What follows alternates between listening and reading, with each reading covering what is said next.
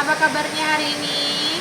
Hari ini saya ingin spilkan menu makan harian saya, ya.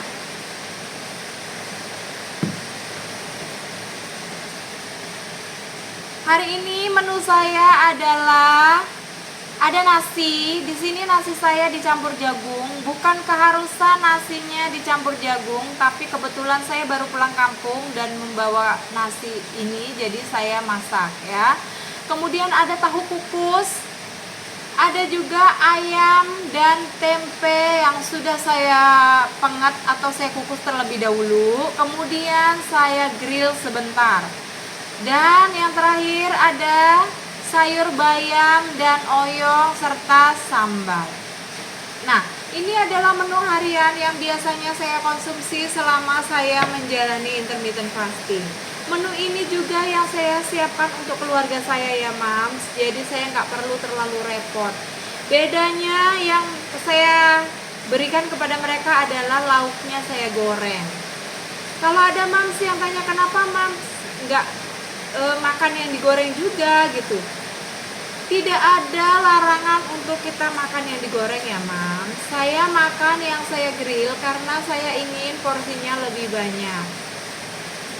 Jadi ketika kita lagi intermittent fasting, kita bukan tidak boleh makan yang digoreng, tapi karena kita sedang diet, maka kita harus sadar diri. Kalau makan yang digrill, dipepes, dikukus, atau direbus, kita boleh makan lebih banyak porsinya.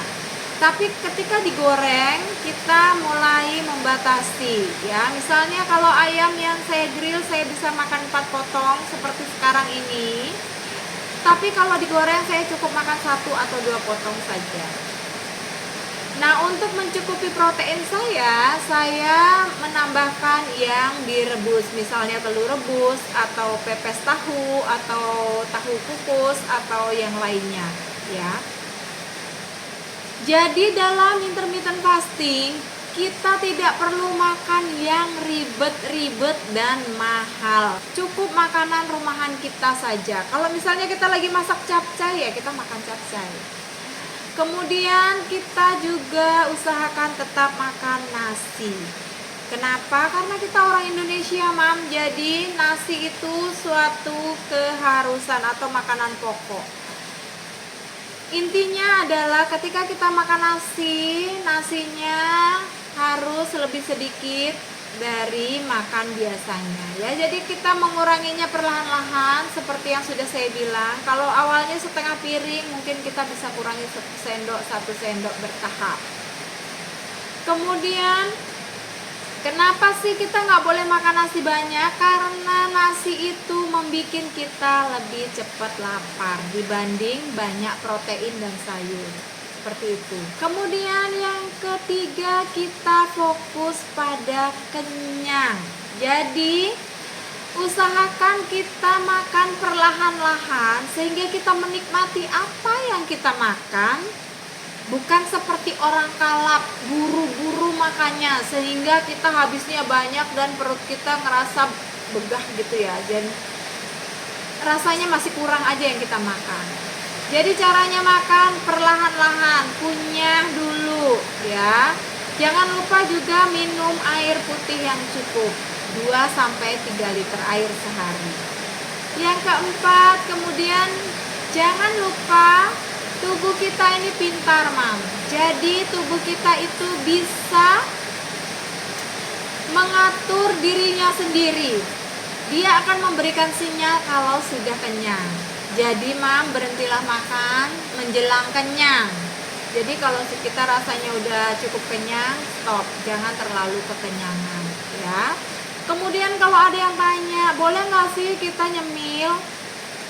Di intermittent fasting kita masih boleh nyemil, ya Mam, di jendela makan tentunya, ya. Tapi ingat, kita harus sadar porsi. Misalnya kita kepengen pisang goreng atau tahu isi atau yang lainnya, boleh, tapi tidak banyak. Kalau biasanya kita bisa makan gorengan 1 piring, usahakan gorengan itu kita buat sendiri. Kalaupun beli ya nggak apa-apa, kita makannya 1-2 potong saja, ya.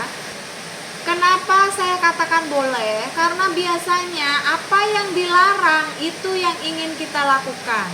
Jadi kita terus-terusan kebayang-bayang, kepikiran sehingga hidup kita menjadi tidak tenang. Jadi mam, kita masih boleh makan. Mau makan biskuit silahkan, mau makan yang lain silahkan. Yang penting di jendela makan. Intinya kita sadar porsi. Kita sadar bahwa kita dalam tanda kutip sedang diet. Jadi kalau misalnya kita makan gorengannya 2 potong, mungkin kita bisa kurangi nasi yang kita konsumsi. Ada konsekuensinya ya mam. Jadi kalau kita menambahkan sesuatu yang makanan lain ke dalam, berarti kita juga harus mengurangi nanti di jam makan malam dan lain sebagainya. Saya biasanya jam 12 ini saya makan dengan menu yang tadi saya tunjukkan, menu lengkap. Kemudian di jam 3 atau jam 4 saya biasanya ngemil ya, ngemil sesuatu kalau bisa yang sehat, tapi kalau kita lagi pengen sesuatu yang nggak sehat nggak apa-apa, makan aja tapi secukupnya aja ya, nggak usah berlebihan. Tapi saya sudah membiasakan diri untuk makan makanan yang sehat seperti ubi kukus misalnya, jagung rebus misalnya, atau buah. Karena jendela makan saya sampai jam 8, saya biasanya jam 7 sudah makan malam. Saya makan malam dengan porsi yang mirip seperti ini, cuman saya kurangi nasi. Kenapa? Nggak boleh ya makan nasi? Boleh ya mam, boleh sekali kita makan nasi secukupnya. Tapi saya memang membiasakan tidak makan nasi pada malam hari. Kenapa?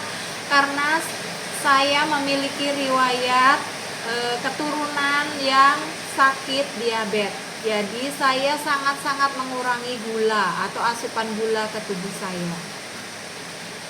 Jadi itulah menu makan harian saya selama saya menjalani intermittent fasting. Jadi kalau mam merasa lagi ada di posisi saya, mam boleh bertanya atau minta menu apa saja sih yang biasanya selalu dikonsumsi, atau resep-resep apa saja yang saya punya sehingga saya tidak bosan dalam menyiapkan makanan saya ketika saya menjalani intermittent fasting. Silahkan mam boleh bertanya ya di kolom komentar.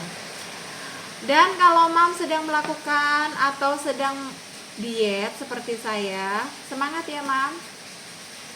Gak usah buru-buru supaya cepat kurus, tapi kita mau semangat, konsisten, dan menjadikan ini gaya hidup supaya di tua nanti kita sehat ya.